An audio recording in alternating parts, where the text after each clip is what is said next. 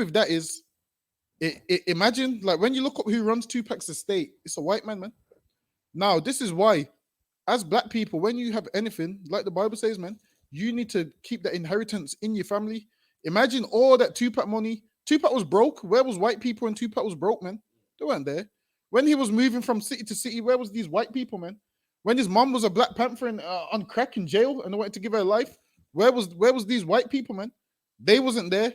But when he became a rapper, what happens? These white men come around and want to mess with your money. So imagine all the millions that Tupac's got in that estate that his mom was in charge of before she died. All that Tupac money has just gone to white people, man. So now this pride money that he's making, he didn't even say he's going to donate it to poor black people like what Tupac used to do. Even though, you know, it was wrong and whatnot. Well, he used to, you know, put some black... He used to want to set up basketball in the hood and so forth. He used to want to fund the team and whatnot. This man never said he's going to send money to that. What he said is going to send the money to the LGBTQ community. These times, Tupac rapped about poor black children starving, man. And this man wants to give the money to the pride community. And on the t-shirt, it says on there, changes. When Tupac wrote the song Changes, he weren't talking about no LGBT, man. This is Christianity for you, man. A Christian will see Tupac said changes and think it meant you can change your sex. It didn't mean that, man. Listen to the song Changes. Tupac was rapping about the same thing we're talking about on the show every week. White people, man, harming black people, police brutality. He's even got a song called White Man's World, man.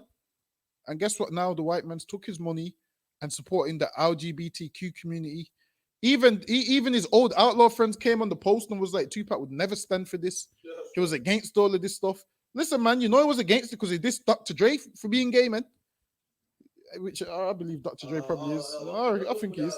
I think he is. So lucky. I believe he is.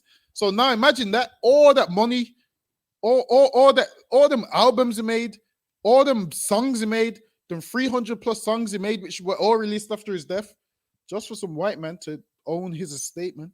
Just for some white man to take his money. And guess where all that money's going? To white people, man. Honestly, if there's ever a new Tupac album that comes out, just bootleg it. It's lucky.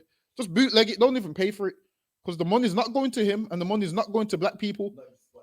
Don't even Spotify it. Just bootleg the CD, man.